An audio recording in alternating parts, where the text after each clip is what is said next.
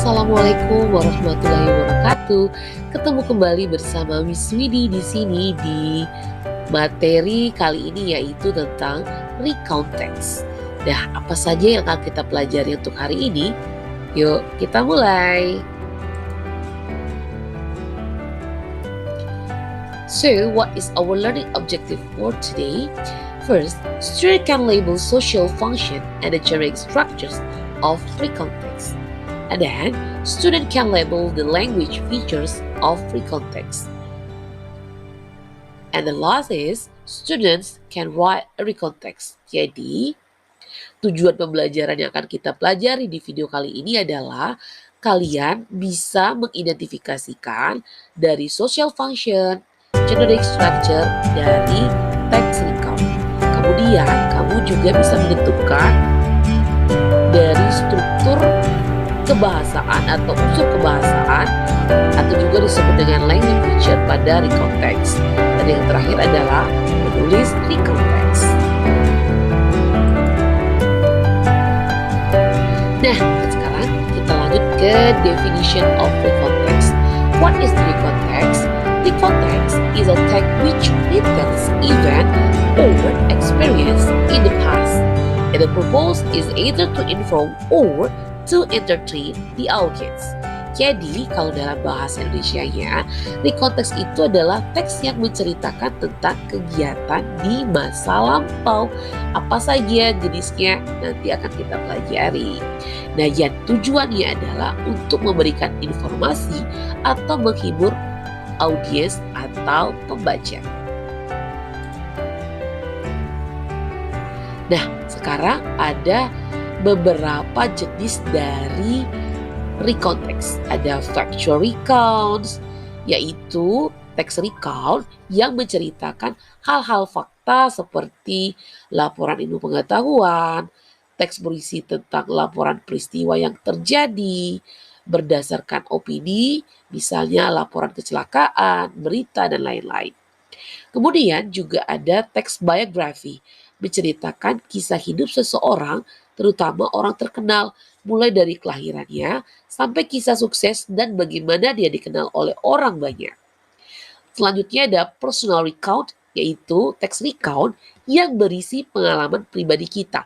Misalnya liburan, ke rumah nenek, atau apa sih kegiatan keluarga waktu senggang, itu bisa kamu ceritakan. Atau peristiwa momen yang gak akan kamu lupakan seumur hidup, itu juga disebut dengan personal recount. Kemudian ada juga namanya historical recount. Ini hampir mirip-mirip dengan biografi. Cuman bedanya di biografi itu personal, jadi cuma satu atau beberapa kelompok. Sedangkan untuk historical recount itu menceritakan cerita di masa lampau yang berhubungan dengan sejarah. Nah, itu dia disebut jenis-jenis dari recount text. Next, kita lanjut ke generic structures atau disebut dengan struktur kebahasaan. There are three generic structures in the recount text. First is orientation, yang terdiri dari character. Jadi nanti harus ditentukan karakternya, ada berapa orang di dalam, si ceritanya siapa saja. Kemudian main activity, kegiatannya apa sih yang diceritakan, time, waktunya, and place, tempatnya di mana. Selanjutnya di paragraf berikutnya, jadi di orientation ini ada di paragraf pertama. Sekali lagi, orientation letaknya di paragraf pertama. Kemudian events, yaitu chronological activities. Jadi kalau di orientation baru awal-awalnya aja, nah di event kamu menceritakan apa sih kegiatan yang ingin kamu ceritakan lebih lanjut, lebih detail di events. Dan yang terakhir adalah reorientation, letaknya di paragraf terakhir. Ada ending, akhir ceritanya bagaimana, apakah menyenangkan atau sedih, happy, dan sebagainya. Kemudian ada juga writer impressions. Writer impression itu artinya berdasarkan pendapat penulis bagaimana, apakah cerita ini menyenangkan, apakah dia lelah, apa ceritanya menjadikan, dan sebagainya. Jadi dari sudut pandang atau pendapat si penulis. Kemudian we continue to Exercise, let's identify the generic structures. Nah, di sini there are 3 paragraphs. Ada 3 paragraf. Bagaimana sih menentukan generic structure? It's so easy, sangat mudah. Yang pertama, letak orientation itu adanya di paragraf pertama.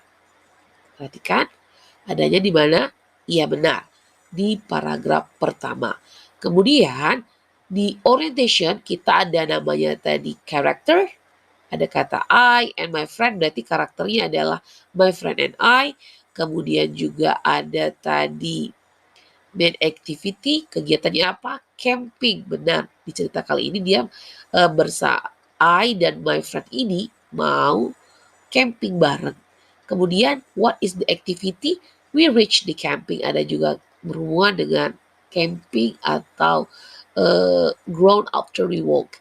Ada juga selanjutnya adalah time-nya, ada juga last weekend, ini ada time-nya, di mana place itu juga ada parking, ground, dan sebagainya. Selanjutnya ada setelah orientation, generic structure selanjutnya adalah events. Apa sih cerita di events?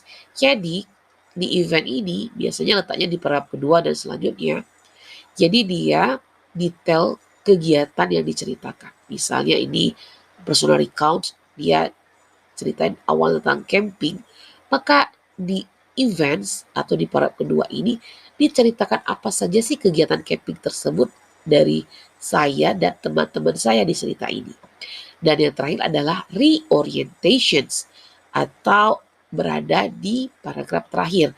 Isinya adalah pertama akhirnya bagaimana, endingnya, kemudian writer impressions, bagaimana sih perasaan si penulis ketika menuliskan kisah atau cerita ini. Nah, di sini kita bisa lihat, although we feel tired, we all were happy. Jadi dia ada 2 ya, tired and happy. Jadi walaupun si penulisnya capek, dia merasa sangat happy, sangat senang. Nah, ini dia di reorientation. Berikutnya kita lanjut ke language features atau unsur kebahasaan. Dalam konteks kita menggunakan simple past tense baik verbal maupun nominal. Jadi kalau verbal menggunakan kata kerja bentuk kedua, contohnya I buy menjadi I bought a book yesterday. Karena ada kata yesterday itu simple past tense.